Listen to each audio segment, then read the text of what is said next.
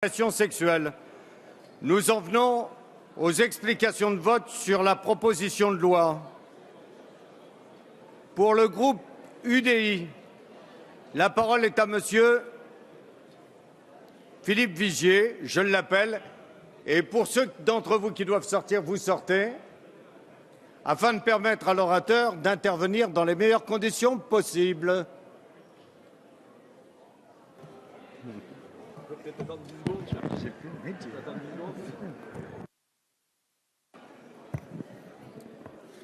Quand j'ai pas de ministre au banc aussi. Ah, si. S'il vous plaît, pour ceux qui veulent rester dès à présent, je vous demande de vous asseoir.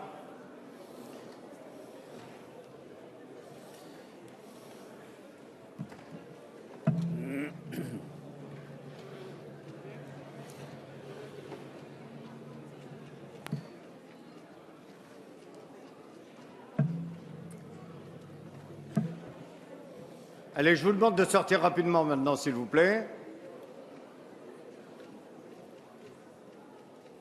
La parole est à monsieur Philippe Vigier. Merci, Monsieur le Président, Madame la Ministre, mes chers collègues. Madame la Ministre, une question simple se pose. En faisons-nous assez contre les violences et les agressions sexuelles, particulièrement celles qui frappent les mineurs? Madame la Ministre, à cette question, les chiffres apportent, année après année, une réponse à la fois claire, sans appel et, pour tout dire, effrayante. 191 000 agressions sexuelles sont commises chaque année, selon l'INSEE, et le nombre de réponses pénales atteint à peine 10 000, selon l'Observatoire national de la délinquance. Cela revient à dire, mes chers collègues, et c'est un chiffre à méditer, que dans notre pays, seuls 5% des agressions sexuelles débouchent au final sur une condamnation par les tribunaux. Bien sûr, les explications sont multiples, mais l'une des plus déterminantes est liée au délai de prescription de l'action publique.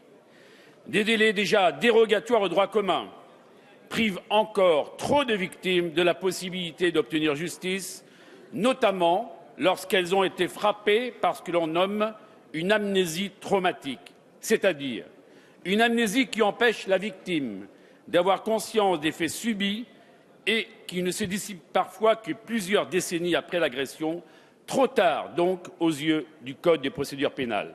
Alors, mes chers collègues, c'est à cela, précisément, que la proposition de loi dont nous sommes aujourd'hui saisis ambitionne de répondre, en allongeant les délais de prescription de 20 à 30 ans pour les crimes sexuels et de 10 à 20 ans pour les délits sexuels.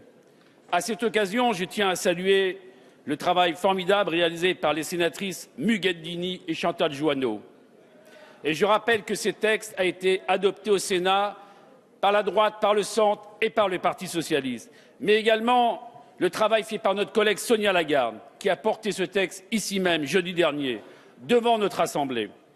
Et chacun a en mémoire et gardera longtemps en tête le plaidoyer de notre collègue Magna Sage, qui vraiment s'est investi sur ce texte.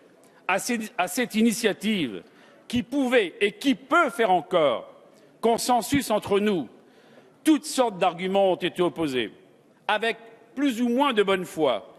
Et je veux dire ici que je souhaite répondre à ces arguments. Premier argument, celui du dépérissement des preuves, qui compliquerait la tâche des juges. À ceci, nous répondons qu'à l'heure des progrès de la police technique et scientifique et du suivi médical des enfants victimes d'agressions, il peut être possible de prouver des faits 30 ans après qu'ils aient été commis. Ces nouveaux délais, Madame la Ministre, que nous proposons changent tout pour les victimes. Second argument, le caractère circonscrit de ce texte qui commanderait de le rejeter au profit d'une réforme plus générale du droit de la prescription, que l'on attend, mes chers collègues, depuis plus de 7 années avec le rapport qui avait été réalisé par les sénateurs Hyest et Portelli. Une réforme dont on ne connaît à ce jour ni les contours ni le calendrier.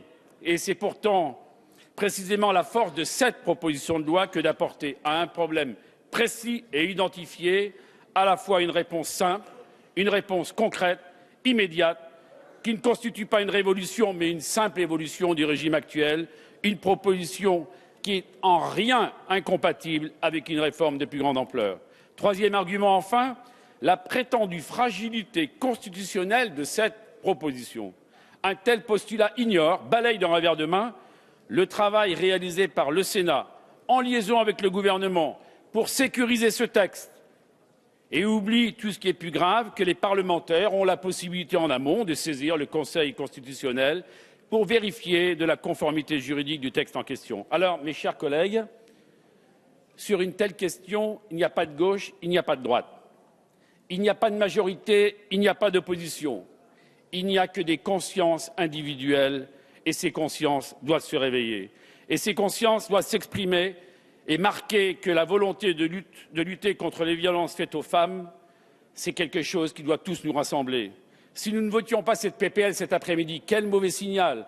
Une semaine seulement après la journée internationale des violences faites aux femmes. Donc c'est aux législateurs, à nous-mêmes, de répondre face à cette détresse, à ces victimes d'agressions sexuelles que l'on prive d'un droit élémentaire, fondamental même, celui de se tourner vers la justice pour simplement tenter de se reconstruire. C'est pourquoi le groupe UDI vous invite chacune et chacun d'entre vous, en conscience, à adopter cette proposition de loi. Je vous remercie. Merci.